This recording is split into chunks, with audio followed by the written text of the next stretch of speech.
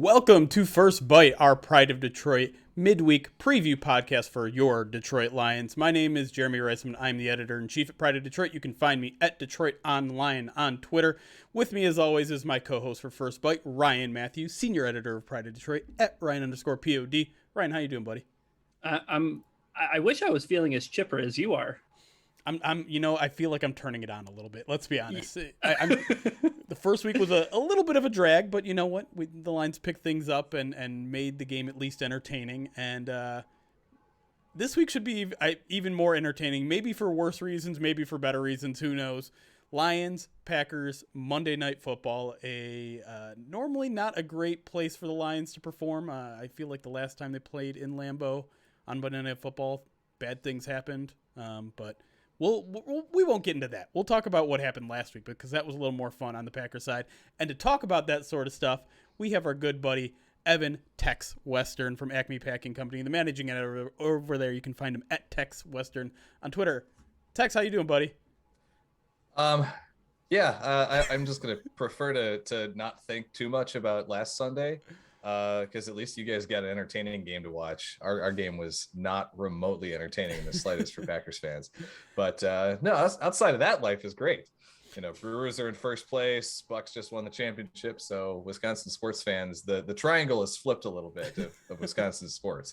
Normally it's the Packers kicking butt at the top and the Brewers and Bucks are stinking it up at the bottom, but everything's flipped on its head. It's bizarro world this year. How terrible of you to only have one good sports team at a time and now two, man. Yeah.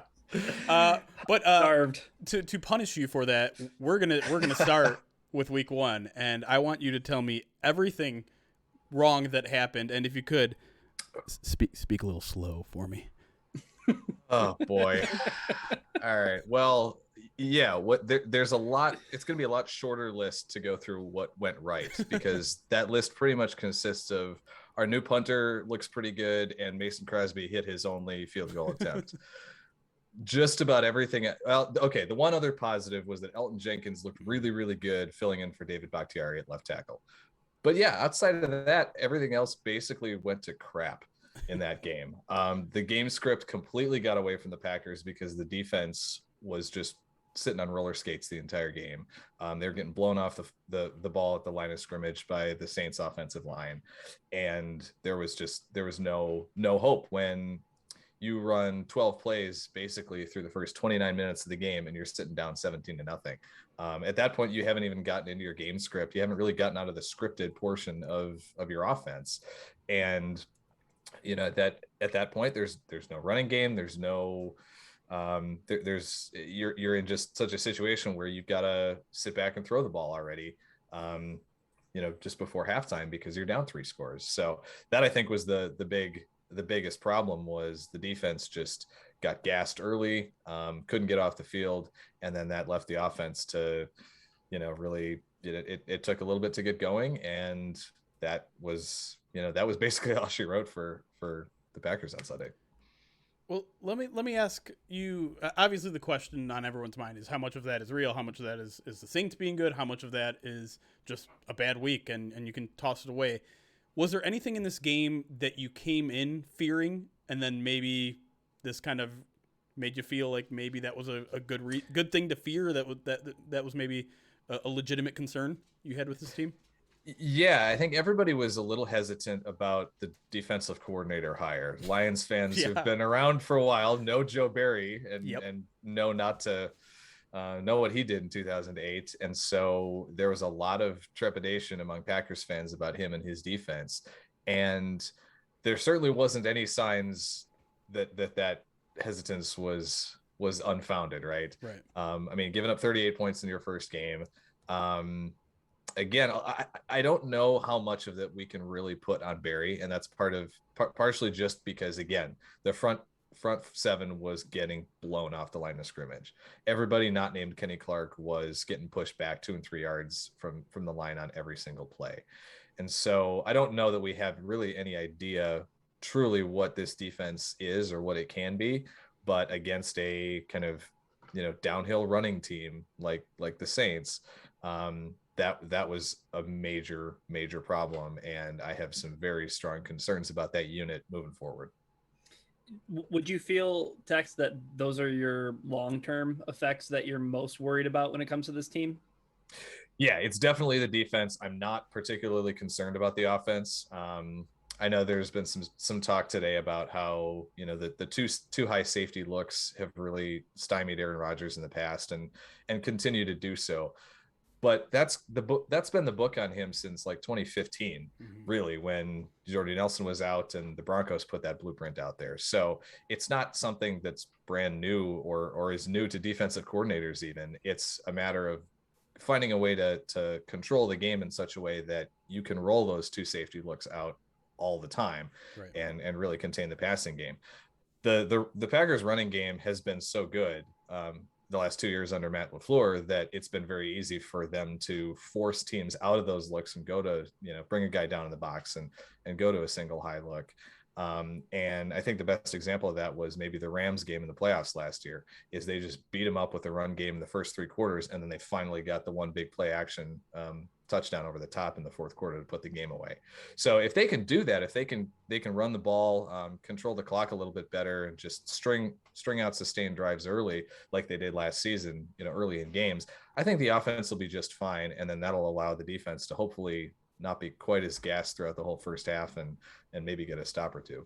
Yeah, it's interesting looking at that Saints game, and yeah, I read the two single high or the two deep article over on, what was it, Touchdown Wire, one of the wire sites. Yeah, Doug Farr, I think. Yeah. I think a lot of people are going to make that connection, especially here in Detroit. Like, New Orleans defense, we've got Aaron Glenn, we've got Dan Campbell. Like, maybe that's the game plan. But yeah, I think you're right. Like, being able to stop the run first has to come first. And with that, let's talk a little bit more about the Packers offense. And let's start at quarterback, I guess, because Aaron Rodgers is currently the lowest rated quarterback in the league by passer rating and QBR. And I just felt like Jeremy, I had to say that on audio. No. My stream broke up. Can you say that again one more time? Oh yeah, sorry. Aaron Rodgers is the lowest rated quarterback in the league in QBR and passer rating. Oh, wow, really? So yeah. So my question to you, Tex, is he a deep agent now? Is that true? No, this whole offseason has been such a mess, but no, he's the kind of guy who, when he goes on the field, it doesn't matter, you know, he's going out to fight with his teammates, his coaching staff. And the issue with him is obviously, and you guys know this, it appears to be with the front office. So there's certainly no latent anything that I think is going to at least consciously affect anything on the football field. You know, there was a chance to get right back in that game after halftime. The Packers drove down and were down at the 9-yard line or so, right after half to potentially make it a 17-10 game. And then there's one blown block by a rookie interior lineman. Rodgers apparently takes a shot to the nuts as he's releasing the football, and gets double nut shot, as he told Pat McAfee this week. And then, you know, that the ball's way behind Devontae Adams and gets picked off, and that's basically game. So I thought he was, again, the whole offense was out of sync those first couple drives, and then he found a couple of nice plays before the half and looked like he was kind of putting it together. So long term, again, like I said, I'm not worried about the offense. So you're not buying any of the the offseason drama affected him, or he didn't train with the team, he didn't go to OTAs, that sort of stuff affecting him? No, and this is his third year in the offense, so from that perspective, it's not like he needed the reps mentally or anything like that. This isn't changing that much, and if anything, it was probably good for us to get Jordan Love those reps for the team in OTAs and things to kind of see what the team has there.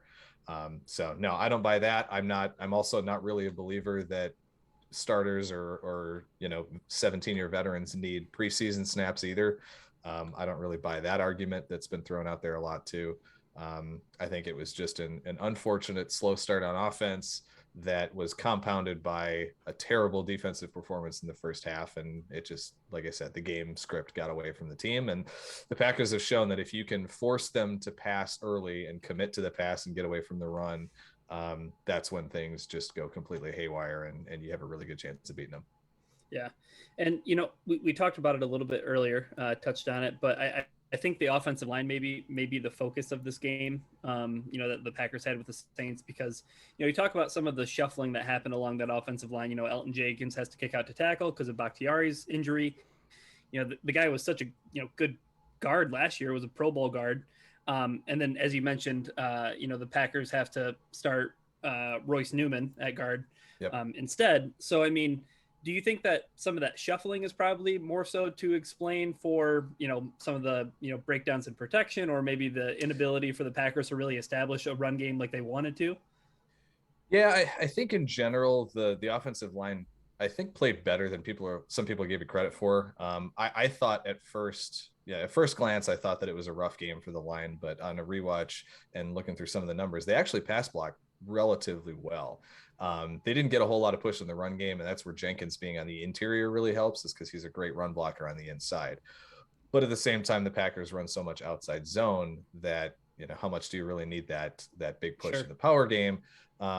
So I don't know how much that really affects the continuity on the offensive line. Is obviously, a big factor in terms of the general play of a unit. But again, they've still got four of the 5 starters back from last year. With Bakhtiari out, they're just, a couple of them are in a little bit different places. I'm sorry, 3 of the 5 with Lindsley being gone. I thought, all right, Ohio State center replaced him with another one, and just brain farted there for a second. But he's moving on from the best center in the league. No big deal. Yeah. So yeah, that's true. It's 3 out of 5 guys. A couple of them are in different spots. But no, they played relatively well, I think. There were just the mistakes that did happen were at very unfortunate times, like the blown block by Newman. And then again, like just not being able to really establish much in the run game early.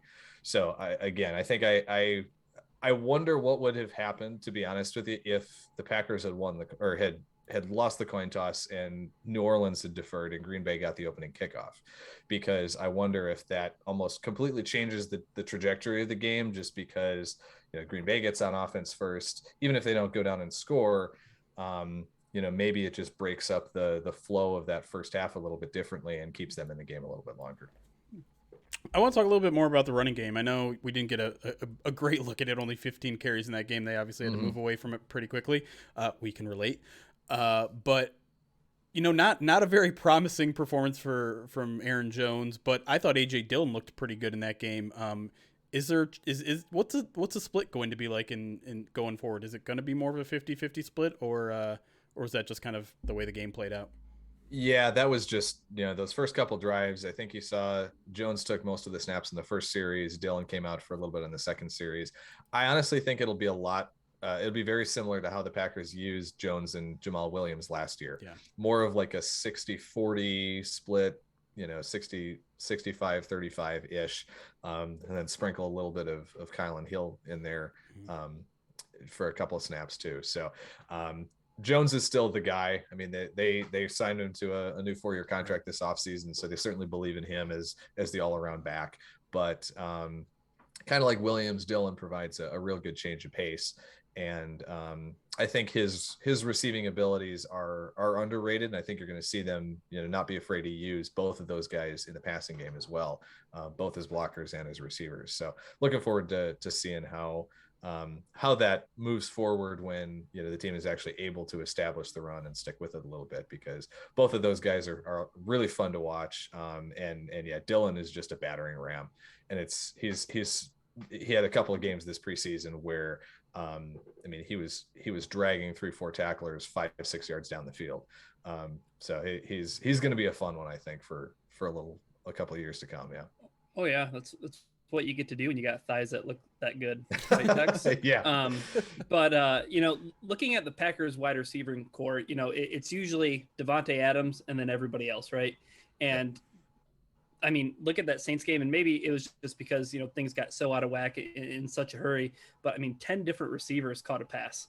Do you really see this being a trend going forward? Or do you think that, Randall Cobb only 1 catch for 32 yards? Does it seem like, in the grand scheme of things, maybe he was really worth the temper tantrum that Aaron Rodgers threw this offseason for the guy? Or do you see those two guys like Adams and Cobb being like the 2 leading receivers in Green Bay? No, honestly, Cobb only played maybe 3 or 4 snaps while Rodgers was in the game. Oh, wow. It was all Adams, Marquez Valdez-Scantling, and Alan Lazard at receiver for really the first 3 quarters. You didn't see much of Cobb. You didn't see any of Amari Rodgers or Malik Taylor. Basically, they made wholesale substitutions on offense at about the 10-minute mark when it went to 38-3. So they brought the whole basically second team unit in on offense. So no, if you're asking me if Cobb was worth it, well, it didn't really cost anything. I mean, it cost what, a sixth round draft pick. So right. Okay, fine. Which I don't understand. Like the Houston Texans had the Packers nuts in a vice grip. Like I don't get how that works. It does at least still help them a little bit to get out from under that contract. True. So it's sort of a win-win for everybody. But I understand what you mean. You know, hold out for a 5th round pick or something. Yeah, something. But, a little extra. But no, I was surprised at how little he did play early in the game. Cobb did, especially because the Packers have talked about how nice it is to have him back as sort of a more traditional slot receiver, because they haven't had that guy on the team for the last couple of years. Yeah. But again, I think that also could have been a game script issue, a game situation issue, where some of the things they might have used him on, you know, he had one of those jet sweeps that the Packers love to use late in the 4th quarter. I think you probably see some of that early on in the game if it's a competitive game, but instead they had to go to the downfield passing attack. So it was trying to target MVS down the field, in double coverage with 2 high safeties, and you're kind of stuck. So that 10 receiver thing is definitely misleading, because I think 4 of those guys didn't come in and play really at all until Jordan Love and the backups came in the 4th quarter. Last thing I want to touch on with the offense is tight end, which is kind of an interesting position for the Packers because they've got a lot of them. Robert Tonyan, obviously, he had a breakout year last year. They got Mercedes Lewis. Josiah DeGuara, their 3rd-round pick last year, but suffered a concussion in the last game. Not sure if he's going to play. Right.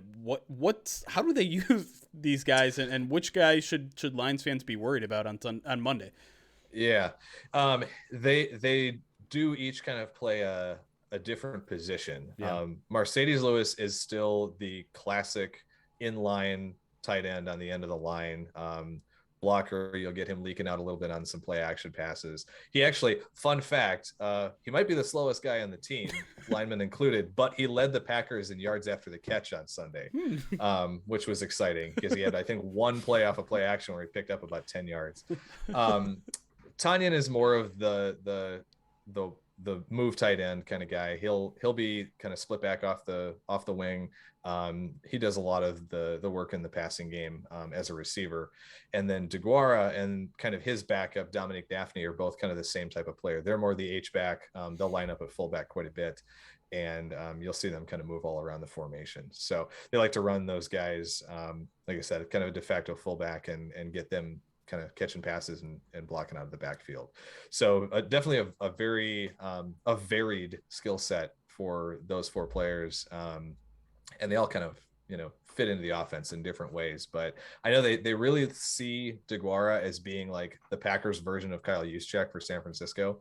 Mm-hmm. That was kind of what they drafted him to be last year. And then he missed most of last year with a torn ACL.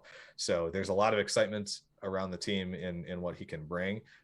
Didn't play a whole lot on Sunday before he got concussed. So we'll see if, again, game situation maybe gets him on the field a little bit more this Monday night. All right, we're going to take a break. When we come back, we're going to tackle that Packers defense that looked so bad on Sunday and maybe bring a little hope to Detroit because we could use a little bit of that as well. So stick around. We'll be right back on First Bite.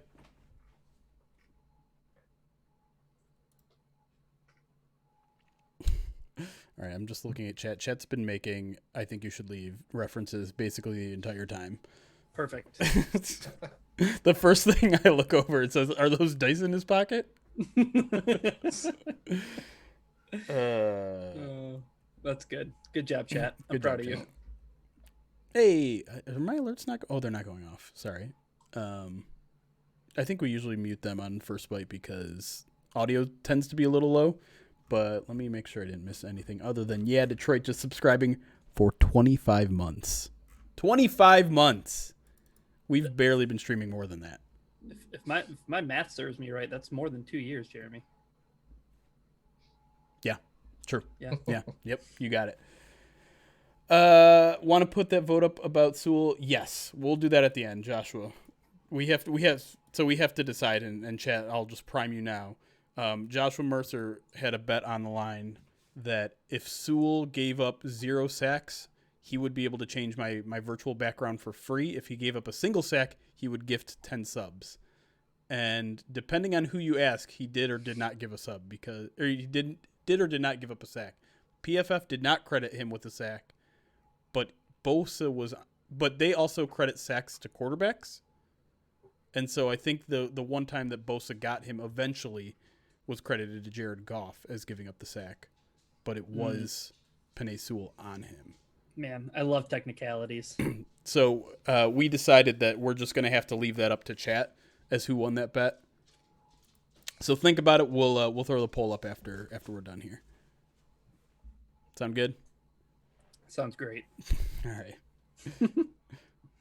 All right. We'll just get right back into it then. Give me a second here for an audio break.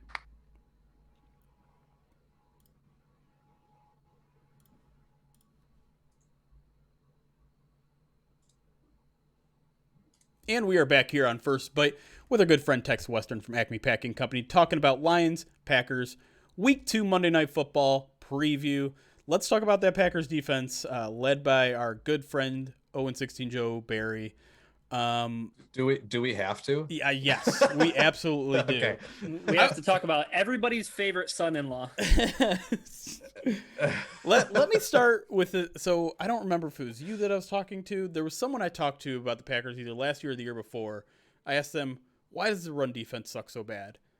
And their answer was, it's supposed to. They don't really care. They care more about the pass defense. They cede yards on the ground and they're just fine with it. I call bullshit. Tell me that seems like bullshit. I think there was some truth to that under Mike Pettin. Okay. Mike Pettin was always we want to limit explosive plays in the passing game guy. That was his mantra. He always played light. He played more nickel and dime than any other defensive coordinator in the NFL. And Joe Barry didn't do that on Sunday. He played a lot of base defense. And it just flat out didn't work. I mean, that was the long and short of it was, I mean, you're playing basically 3 defensive tackles on the field. You've got 2 defensive ends, essentially outside linebacker, edge rusher guys. And he's bringing 4 on every play. And what ended up happening was that the Packers got gashed off the edge a fair amount in that game by the Saints running game. I don't know exactly what adjustments they're going to be able to make, but again, this is definitely they still want to limit the explosive plays, but they're definitely going to play a lot bigger than they used to under Pettin, and stick in base a lot more. And I think they only played like 2 snaps of dime the entire game on like the 2 times they actually got the Saints in like a 3rd and long. So I think that philosophy is different now under Barry than it was under Pettin, but I do think it was a legitimate thing for Pettin. Well, I want to stick on the run defense for a while here because I feel like this is probably the Lions' path to sticking in this game and potentially winning it. Agreed. And Lions run offense was actually quite good in the opener. You got Kenny Clark back, so you have to imagine that's going to help the unit a lot. Where was the vulnerability on Sunday? It was the other defensive line positions. Dean Lowry, Tyler Lancaster were not getting any semblance of penetration or really anchoring the point of attack, which is what they're supposed to do. They're not, especially Lancaster isn't really a penetrator. He's not a pass rushing guy, but he was getting blown off the ball. And it was execution, I think, pure and simple. It was just they got outworked and pushed down the field by that offensive line. Clark is always going to be the anchor of this group, and he is by far the best player and showed it on Sunday. He was in on a handful of plays, but if you can attack Lowry and Lancaster and those other linemen, that's where to go, because the Packers really have not invested on the defensive line in several years, which is surprising considering Ted Thompson and Ron Wolf were always talking about, you've got to find the rare big guys. Packers haven't used a day 1 or day 2 pick on the defensive line since Thompson stepped down and Gutekunst took over as GM for 2018. I think it's been 2 5th-round picks, and that's basically it since then. So I think I'm looking forward to hopefully seeing more of Jack Heflin. He's a undrafted lineman out of Iowa who made the team this year and looked really good in the preseason. I'm hoping they make him active for this game, because they definitely needed an extra body there who could hold up in the run game. And I think that's maybe his role. But play him in the Tyler Lancaster role. He gives you everything Lancaster does, plus maybe a little bit more pass rushing ability. So that was the biggest vulnerability, was just that line getting manhandled. Yeah, and obviously I think part of obviously the Packers' struggles on Sunday was the turnovers, right? And the Saints getting set up in such advantageous field position, because you look at Jameis Winston's stat line, and it's one of the most bizarre stat lines I've ever seen in my entire life. 14 of 20 for 148 yards and 5 touchdowns. He had 4 touchdowns that like totaled 22 yards. Like, yeah. I mean, everything was like these red zone plays where admittedly, like, Winston was doing his job. He was, maneuvering in the pocket and stepping up, and he was making some good plays. But when it comes to this Packers secondary, are there concerns beyond, you have a lockdown corner in Jair Alexander? Like, are there concerns that are more lasting with that passing defense? There are 2 words that strike fear into the hearts of Packers fans, and those words are Kevin King. Yeah. Okay. Yeah. I saw you mouthed it, Jared. I knew exactly where I was going. He only gave up. He was only targeted twice in the game against the Saints, but one was like a 15-yard gain where he was playing 20 yards off the receiver who ran a comeback route and was, had 6 or 7 yards of separation. The other one ended up a 55-yard touchdown when he just couldn't stay with Deontay Harris. There is no reason why he should be getting more snaps than Eric Stokes, the Packers' first-round pick at this point. He's a veteran guy. He has played some decent football in the past when he has been healthy. He also missed 2 or 3 weeks of training camp with an injury, and clearly is not the guy he was in 2019 when he actually had a halfway decent season. So at this point, yeah, we're firmly on the get Eric Stokes' ass in the lineup and pull Kevin King off the field as soon and as much as possible, because I think the thought process is Stokes can't be worse at this point. Has there been any sort of indication from the coaching staff that they might go that direction? There hasn't been anything this week. The fact that King basically played every snap when the game was still in any semblance of contention. I think Stokes played the 2 snaps when the team went to dime, and on one of those 2, he broke up a pass on a 3rd down. So, like, give the guy a little bit more run here. I think you've got to see what you've got at least. And this, all due respect to the Lions receiving corps, this is the game to do it, right? Because you're gonna give him some reps against a talent pool of the Lions receiving corps that is not what he's gonna say against San Francisco or some of the teams the Packers have coming up on the schedule. Tex, do you know 3 of the Lions wide receivers?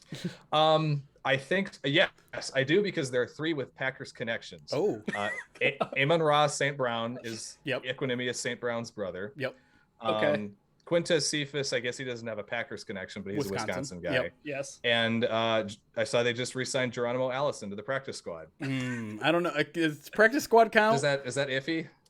There's some guy I heard some Trinity Benson apparently is the name of a human being. Yeah. I didn't believe that when I saw it this week. Very upset that they didn't sign him in time to make my annual name bracket, but yeah. Yeah, that's a good one. It's obviously Tyrell Williams' availability is in question. Oh, that's right. He's there too. But he got a concussion in week 1 and didn't practice today, so he might not be out, which means you're facing a bunch of guys that you kind of have to read off a page to remember. So should be an interesting matchup there. The one guy that we almost are certain is going to play and is going to play a big part in the Lions passing game is TJ Hawkinson. How are the Packers been, I guess, in recent memory in terms of block or covering tight ends, and do you have someone at that safety or linebacker level that's good at it? Well, they think very highly of Devondre Campbell, the free agent linebacker the Packers signed this offseason, who was, I think, in Arizona last year and started out in Atlanta. They've talked a lot about his coverage ability, but then you go look back at the numbers from his time in Arizona and Atlanta, and they're not very good. So I think you'll see a lot of him trying to cover Hawkinson. I don't know how successful that will work out. Adrian Amos is probably the next guy who you'll probably see on him quite a bit. And Amos is a very solid cover safety, as well as a being good in run support. So those are the two guys I think you'll probably see on him quite a bit.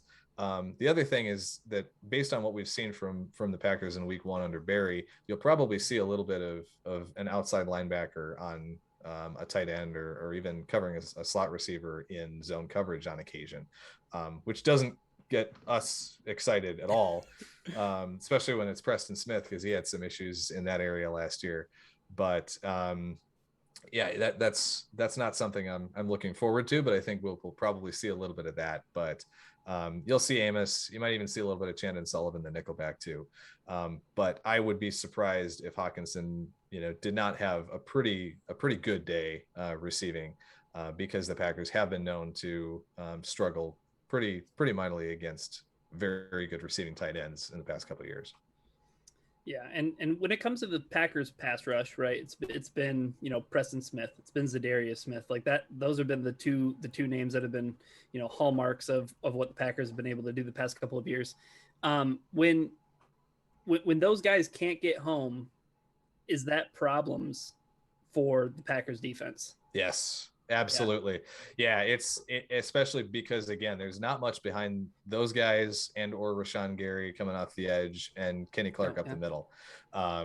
So, and Gary actually rushed pretty well on Sunday against the Saints. I think he had like 4 hurries or quarterback hits in like 16 pass rushing snaps. So that'll do reasonably well, but he lost containment on 1 or 2 of those as well and gave up some first downs to Winston on the ground. So rush lane integrity, I think, is also a challenge. If you have a quarterback who can take advantage of it, I don't see Jared Goff as being a particularly an overly mobile guy. He certainly wasn't the last time the Packers saw him in the wild card round. But not much has changed. So yeah, I think the challenge is going to be collapsing the pocket from the interior. The best interior pass rusher the Packers have is Zadarius Smith when they put him at a 3-tech position on third down on passing situations, and then they put Preston Smith and Gary off the edge. So that's where it's got to come from. And I think I think if the Packers don't start to get a little bit better pass rush productivity from those guys than they had in week 1 or even much of last season, the pass defense just in general is going to struggle throughout this year again. Should be an interesting matchup with the Lions offensive line playing pretty well, although obviously I think their biggest weakness is over there on the right side, where they're expected to start Matt Nelson again, converted defensive lineman. I'm curious if they'd ever decide to switch that up and maybe throw Vitae out there, but I don't think we're going to see it right away. Anyways, so that's a defense. We already talked about the offense. It's prediction time, and we don't like to do the normal score prediction, win prediction. We like to do something we call the one thing we think we know about this matchup, where you just give a prediction about one thing you think is going to happen in this game. As always, I'm going to give it to Ryan first to show Tex how it's done. Do you remember how you did last week, Ryan? I don't remember what you predicted. I did bad. I said that TJ Hawkinson would get locked up and he would only have 2 catches. I think this is just residual Kyle Pitts, love. It might be. I think that's what that was. Yeah, I think I'll stay away from the tight ends this week. Here's where I'll go instead. I like what the Lions did on the ground last Sunday against a 49ers defense that, for all intents and purposes, should be pretty good against an opposing ground game. I think that the Lions are going to keep this one close. And because they're going to keep things close, I'm going to say that the Lions have 170 rushing yards. Ooh. That would get the people going. I see a repeat performance, but I also see Green Bay being able to obviously kind of have their way in the passing game. They're probably going to get back to some normalcy with that. So I see the Lions being able to keep up with the Packers, just by having a strong ground game. So I'm gonna say 170 yards, and I'm gonna say the leading rusher. Close your ears, Tex. Is gonna be Jamal Williams. What a treat he's been already, by the way. Just even You're off welcome. the field, just so much fun. Just not even as a football player, like just a human being. What a fun dude. He's joined our podcast twice. That's how much fun. Before he even played a single game with us. I think we actually had him on our podcast like the week after he got drafted, and he was just a joy. Yeah. Yeah. All right, Tex, your turn. What's the one thing you think you know about Lions, Packers, Monday Night Football? Well, you kind of took the wind out of my sails there. I was also going to say something about the Lions running game having a lot of success, and I thought about going with something Williams related too. What I think I'm going to go with is I think I know there's going to be a lot of points scored in this game, and I'm looking at right now the over/under is set at about 48, which seems very low to me given what I saw out of the Packers defense last week, given the game that the Lions played against San Francisco, which pretty good defense out there that the Lions were able to put a 30 spot on. So yeah, 48 seems way low to me. I'll be very surprised if this game ends up under that number. Yeah, I'm going to be the third person in here to jump in and say I was going to say something about the running game. I was going to say something crazy like 350 total rushing yards in this game between both teams. And maybe that's what I'll stick with because to be honest, I don't even want to think about Aaron Rodgers versus Lions secondary right now. Obviously, no Jeff Okudah. Obviously, they're going to start Amani Oruwariye and probably a rookie in Ifeatu Melifonwu. The Lions still have 2 open roster spots as of this recording on their 53-man roster, and no one has any idea what they're going to do with it. It sounded like it was going to be Quentin Dunbar that they were going to add, and then they didn't. So we'll see there. So yeah, I'll stick with 350 rushing yards total in this game. But also like things could get very, very ugly in terms of Aaron Rodgers coming back from one of the worst games of his career against a secondary that is young and inexperienced and not playing particularly well right now. So that could be bad. That's all I got. One thing you think you know, I think it can be bad. I think it could be bad. All right, Tex, thank you for joining us. I'll give the floor to you before we head out here in terms of maybe any sort of stuff we can read over there at Acme Packing Company and where we can find all that stuff. Yeah, thanks a lot. You can find us obviously acmepackingcompany.com, our Twitter account at Acme Packing Co. We've been adding a number of new contributors this off season. So Justice Mosqueda has come on. He's a brilliant football mind. Has worked in scouting. He's worked for Bleacher Report. He worked in the XFL for a while. Well, that was a thing. So we're thrilled to have him on board. We're doing podcasts every weekday now. So feel free to check out that. I'm trying to think if there's anything specific that we've done recently that's kind of fun. Yeah, if you want to see why we're so worried about the Packers defense, we've got a film study piece right now talking about all the issues that the Packers had in that area. So go read that if you want to feel optimistic about the Lions running game and their chances for putting up some points. But yeah, we're just trying to make it through this last dance season and try not to lose our minds here at this point. It'll be okay with your sorry little franchise. With your Hall of Fame quarterback. All right, let's end it there. Thank you everybody for listening. Thank you Tex for joining us again. You can catch him at Tex Western on Twitter and check out everything over there at Acme Packing Company. But until next time, thank you for joining us. Go. Note to self. Wait. Note to self. Even when life seems horrible, there's always alcohol. Cheers.